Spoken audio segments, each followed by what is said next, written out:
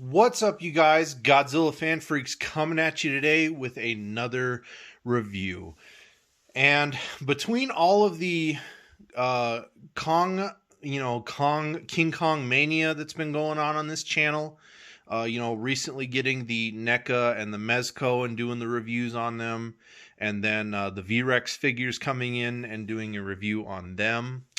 I realized that something that I haven't done on this channel is I haven't really done a review or opinion or anything like that on the adaptations of King Kong.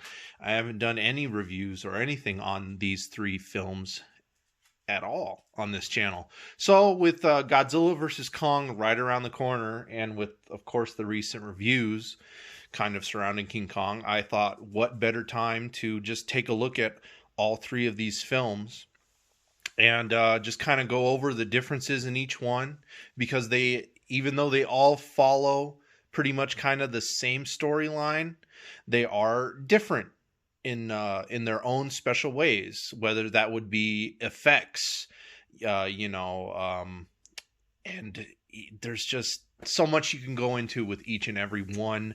I'm going to try not to make this video lag on too much, though. As you all well know, if it's too long, I won't be able to upload it. So let's see if I could get this all wrapped up into one nice video that's maybe a little over 12 minutes, something seconds long. So anyway, King Kong, a story that's very well known. You know, it was Beauty that killed the Beast. The original King Kong was made in 1933. You got this one over here. That movie is, I'm bad and dyslexic with math, but I know it's either coming close to 100 years old or it is already over a 100-year-old film. Insane that that it's so cool to just have a film like that to look back on, and just knowing how old it is, but it still holds up as well today as it did all those years ago. Very, very good movie. You got stop motion animation, which was done by Harryhausen, wasn't it? No, was it Harryhausen? No, maybe it was Harryhausen. Man, I'm having a brain fart now. But you just have great, old school stop motion animation. It's in black and white. The story is very fast paced. It's a good length movie, especially for back then, but it's still a very fast paced film. It doesn't go into too much detail on whatever's going on, like the Peter Jackson one does, to where you have an hour here, an hour there, an hour there, and then however much more time at the very end, because the Peter Jackson is the longest adaptation of the King Kong story, coming in at over 3 hours, especially if you watch the extended edition. But the original Kong, is definitely special. Again, for how old it is, it's what started it all. Same with the original Godzilla. And it's just a film that is a classic. It is due lots of respect for the kaiju monster genre, and it's just a great film overall. If you have not seen the original Kong, definitely give it a watch. You will not be disappointed. Now we move on to the one in the middle, the one from the 70s with Jeff Bridges, and was Jessica Lange's very first film debut, King Kong.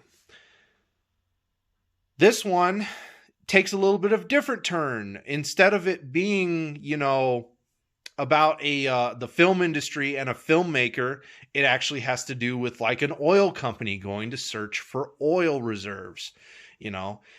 Same purpose as any, to make money, but they come across Kong, and they use him as a advertisement for their oil company, more or less. Great film. I do like it. A lot of people don't like this, the one made in the 70s, but I do. I like the modernization, the modernized twist on it, to where it's more present. It's not set back. It's not set back in the Great Depression or anything like that. It is more modern. The only thing that it does suffer from is, Kong doesn't fight any dinosaurs or anything like that. He has a brief fight with a giant snake, which is still very good payoff in the end. The gore in that scene is great.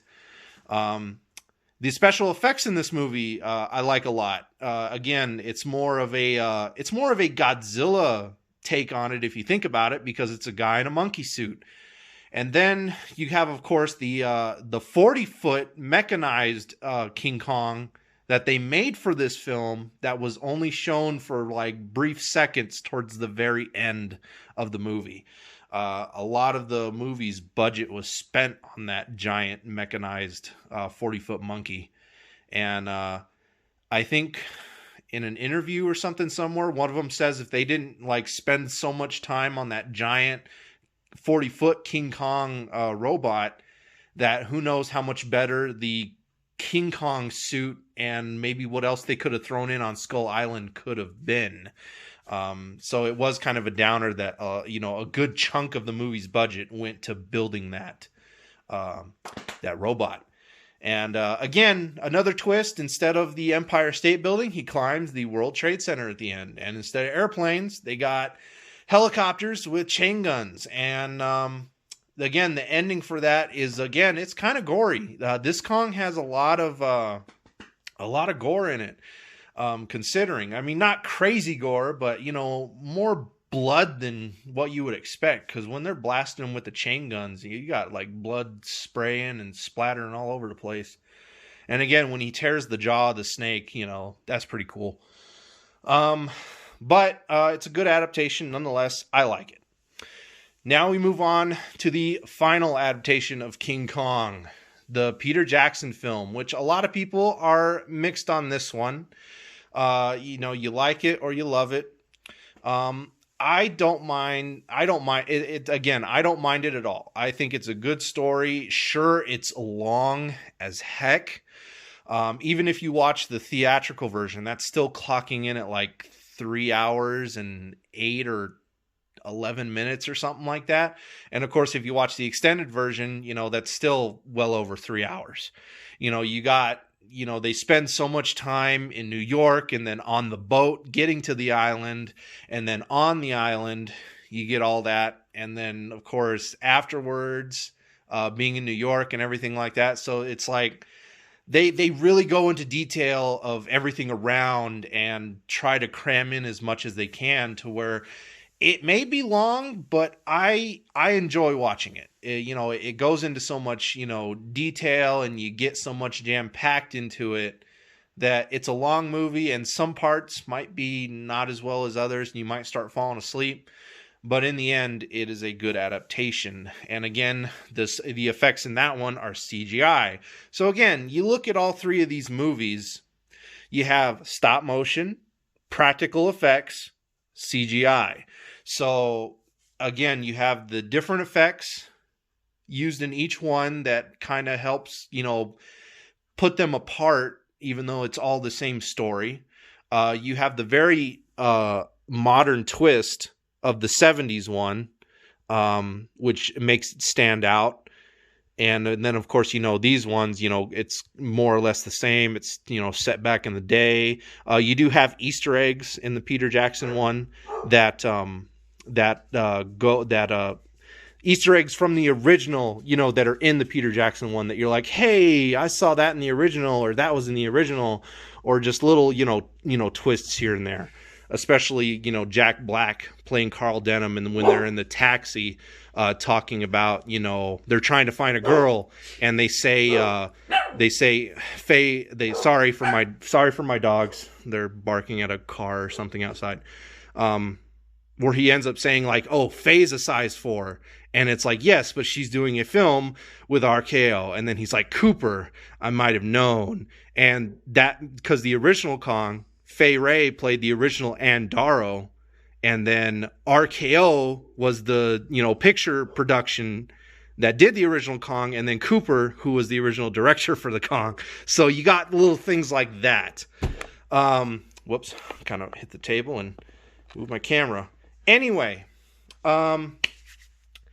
what is my favorite version of Kong. And how would I rank these movies in my own opinion, from like 1, 2, and 3? First, second, and last place. In all honesty, for me, first place has to go to Mr. 70s in the middle. And I think that has to do with me growing up, being a Godzilla fan, the guy in a monster costume.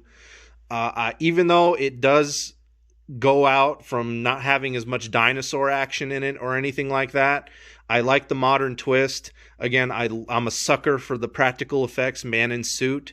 The King Kong from the 70s with Jeff Bridges and Jessica Lange has to be my favorite.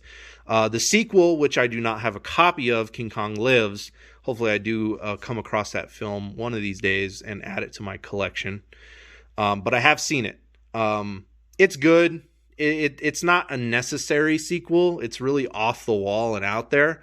But I did enjoy King Kong Lives as well. But for my number one spot, my favorite version of King Kong is King Kong from 1976. Coming in second place is the original 1933 classic. And in last place is the 2005 Peter Jackson version. And that's about it, you guys. That's my little sum up on all three of the movies and just my opinion on which one is my favorite. I do know that the 76 version is getting a special edition Blu-ray release from, I think, Shout Factory.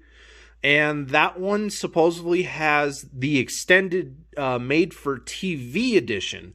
So I'm really kind of hoping I come across that Blu-ray because I would like to see the extended TV made for I think that's what they said it is. It's the extended version that was only seen on TV. And I don't think I've ever seen that. So I would like to see what's added to the film, considering it's my favorite adaptation. So maybe I'll come across that, and I just knocked that over.